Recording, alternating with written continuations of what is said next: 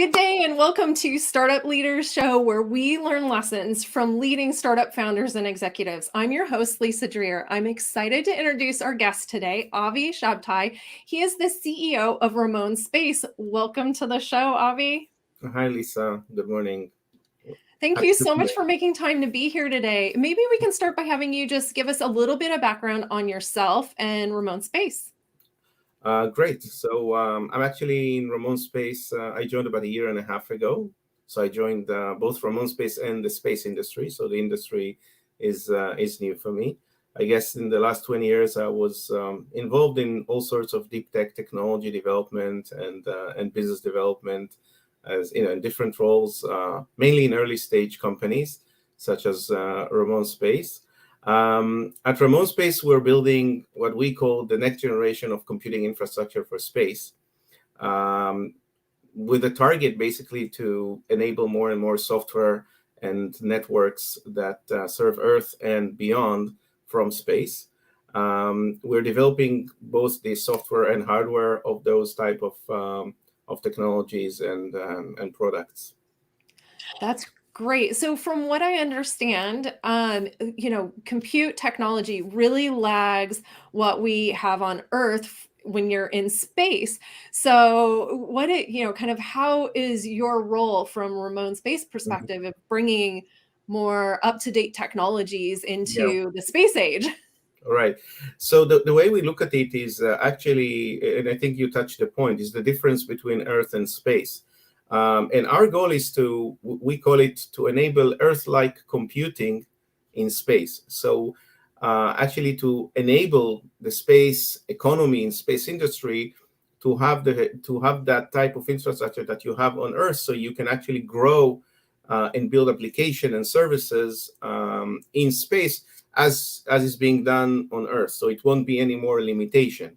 Now, as you can imagine, it's not that simple it's not a replica of what happens on Earth, because of course there are the different aspects of the physics of space, the environment of space, overcoming challenges of the radiation and the temperature, which are different, the fact that everything is moving, right? On Earth, you can sort of have something static. On space, things move, so you have to take that into account. But that's how we see it. We see exactly that: bring Earth-like computing to space. That's really exciting. So I think not only from a today perspective, but from a tomorrow perspective, as we become more and more of a spacefaring species. Mm-hmm. Yeah. We're also becoming data-oriented species. So as we have more data generated in space, you need to start having some sort of capability to deal with that. And if you look at the growth of I'd say the economical growth on Earth, I think you can say that the computing infrastructure, at least in the IT, communication, and data, I would say fields, was a key driver to enable that. If you look at the big, for example, cloud operators, they, by building this type of computing infrastructure, they enable hundreds or maybe thousands other companies to actually build their own type of applications on top of that, having a solution already for the computing infrastructure itself. So the same thing needs to happen in space in order for the space economy really to bloom. Great. Well, I'm really excited to continue to watch as Ramon Space kind Mhm. of matures. We invited you here today to kind of give us some background on your success in business, and maybe we can start by having you talk a little bit about what have been your biggest keys to success so far. I think what I like really to do, and I think that's what was, I like to take a technology or a technology that solves some kind of a problem and really to build around it the company. I think for me, there is a lot of creation in that. I like the creation of something that starts from new and suddenly you have something out there that people can use and companies can use. And I think through my career, I've always been in those places where something had to start from the beginning. If I take it for the very beginning of, for example, DSL days, or what people are using as home internet now. So I was there, and when home networking started, and when the uh, mobile data started, and the optical communication kind of emerged towards data centers. So I was always in those type of markets, and that I think is my key of success, is building new things from the beginning and building companies. Yeah, so that emerging technology. Hmm. Absolutely. What have been some of the most valuable business lessons then that you've learned over the years in working in the startup environments? Yeah, so I guess there are many business lessons, but maybe I'll try just to name a few. I think one thing which it's kind of obvious, but really to understand that, really, as we say, it ain't over till it's over. Meaning that a lot of things that what we do on the building businesses, we make assumptions, but really until the last moment, until things are done, you don't really know if it happens or if it's going to happen, and things change all the time. I think the other thing is the need to be adaptive to changes, because especially in new companies, you have things that are affecting um, your business almost on a daily basis, and this ability to adapt and change so makes you, I think, more special, and you react better to what happens. So really, the ability to adapt to a change is a critical element in business creation. Yeah. So as you've moved, it sounds like you've kind of moved from the IT industry into the space industry. What kind of differences do you see between those two industries? And maybe what commonalities do you see? Well, I actually, you can look at it as I moved from the IT industry to the space, but the way I look at it, I'm moving the IT into the space industry. Ah, So it's not that I moved from that. I just see that it's the time for the IT type of technologies to be as part of the space industry. So for me, you can look at it almost as an obvious step, right? But I think the main differences, there are a lot. By the way, there are a lot of commonalities when you strip down the space environment. There are a lot of things which are common. I do see all the seeds of what happens in, I would say, the telecom and the networking business on Earth happening in space. The creation of networks, the connectivity aspect that starts to be a major issue, the computing needs, the edge computing, starting to talk about cloud computing, storage in space, all things that we're hearing all the time on Earth starting to emerge. I think one of the key elements is really space environment, which the physics changed a bit the rules of the game. It's a different field to play on. The radiation that you need to take into account, the fact that space is not as accessible as you can access some Earth points. Reliability has a different meaning in space, and the fact that space, all the elements around, especially around Earth, are moving all the time. mhm. Meaning, if you need to build a network, or nothing is static. You have to take that into account. Um, and I think this is what creates a lot of challenges, and a lot of and it opens the door for a lot of creativity for very unique solutions for the space market, which is somewhat different in that aspect from Earth.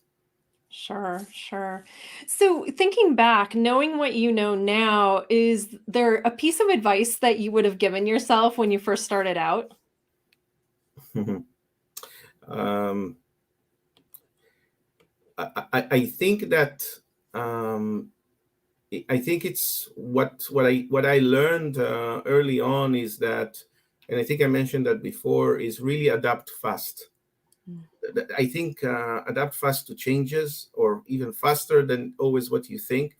And one of the things that I learned is also trust more intuition, because it's kind of, sometimes I'm thinking about it, that once I have an intuition about something, and then some time passes, and I have now the logic kicks in, and I understand it, and then I say, well, I already knew that. I should have trusted my intuition. So learn to trust as you go, trust your intuition as well. our brain is fine, but our intuition is not bad as well. Yeah. We are so data driven these days, right? And so I think because the data is available, sometimes you think, "Oh, I have to wait for the data," right? To make Exactly. sure that what I feel or what my Mhm. intuition tells me is correct. Yeah. Yeah, maybe we shouldn't all the time. So, is there anything that you would have done differently if you were to start all over? Well, in retrospective, probably yes. However, when you start looking back, if you have done things different, of course, it's a lot of it is in the details. But whenever I think if I would have done different at that point of time, I have two ways to look at it. Once, having known what I knew then would have make a different, would have still, or having known now what I know, will I change it? So I think in the bigger picture there are things that I would do different. Maybe um, go into a different direction, select a different path. Especially when you have choices, you need to decide between one and two, and I'm always saying probably 50% of the time I'm wrong, right? So I could have selected something else. So it's really about, I think, more about selecting paths along the way, and maybe selecting the other one. That's Yeah. really it. How is the commercialization of space impacting your business? Well, we look at ourselves as in the heart of commercialization of space, because we view as the computing elements, of computing infrastructure elements are critical for the commercialization of space. In general, I would say that we've always looked at, technology is a tool to help us cross barriers, right? Now, as the space economy evolves, there is a need for new technologies to enable that. And we see the computing infrastructure is probably as one of the key element in this growth. And so it's not that it affects us. This is our lives. I mean, this is the center of the company. Is the commercialization of space by providing computing infrastructure. Got it. So when you think about the companies that are going to or are currently working with Ramon Space, what are some of the most common use cases? Well, we're looking at three, I would say, segments that are relevant for the, let's say, short, midterm, and then longer term market. So I think of course, the communication markets, looking at more advanced software-based satellites, a bit of a transition from what's called today software defined, to a more really heavier software for delivering more advanced communication satellites. There is a lot of work around Earth observation and remote sensing, delivering computing elements into those and making actually those satellites much smarter, that they can do machine learning, analytics in space, better storage and processing capabilities in orbit, which lead to new services and application. And the third market that we start to see as evolves is more what we call dealing with data in space, that space elements start to give data services to other satellites in orbit. And I think that actually this market is going to be the lead market of the space industry, because at the end of the day, you start seeing conversion of, a communication satellite suddenly becomes a hub for data. I mean, like a base station on Earth for cellular networks. So I think that's what we'll start seeing, how data starts to be more and more incorporated in the different satellites or different spacecrafts. Mhm. Yeah, sure. When you think about business and maybe broader between the various startup organizations that you've worked within and headed up, what have you found is the best way to work past those inevitable plateaus that you hit in business? Um, yeah, I think is having, first of all, having the ability to look in the mirror and really have the be open to understand what's not working well. A lot of people, especially when you are inside an organization, you don't see that. You think you see it, but you don't see it. You kind of have to take yourself outside to look inside. I'm calling it the the blind filter that we have on our eyes. We think we see, we think we know, but we're actually wrong. And by the way, it happens to many companies, that they actually going blindfolded and they think they see everything. I think this is one, and the second is really to have this ability to adapt to a change. Like taking it to the evolution theory, but I think uh, it's not how smart you are. It's really how you have the ability to adapt to a change. And if you identify the change and you adapt, then you will go out of that plateau. If you don't, then the plateau will lead you down. A company cannot be in a plateau for too long. Yeah. You have to have some kind of a change as well. Sure. What have you found is the best way to kind of get that outsider's perspective when you're so in the middle, in the thick of it? I think it's first of all, it starts with me, with the leadership of the company needs to be very open to criticism. It's not simple to admit mistakes and error. You should have the ability to say I was wrong.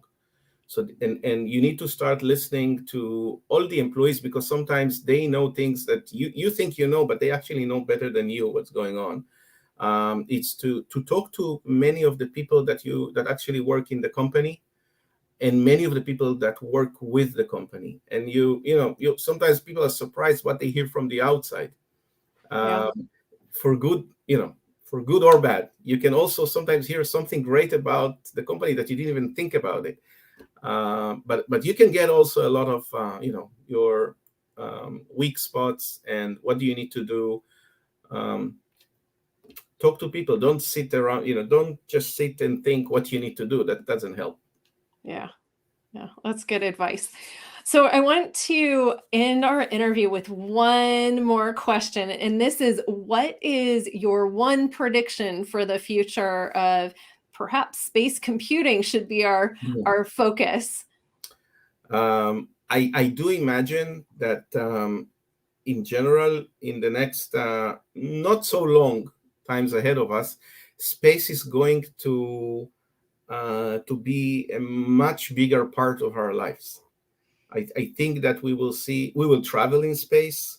We will use space. There will be new services which I can't even think about today, and it's going to be part of it. And when we're pioneering the computing in space and so on. Give or take a certain period of time, it's going to be kind of it's going to be given that's part of it, and that's what I think. I think it's exciting. I think it's going to change our lives. Probably we'll be here in a few years from now, and you can ask me the same question, and we'll see what happened.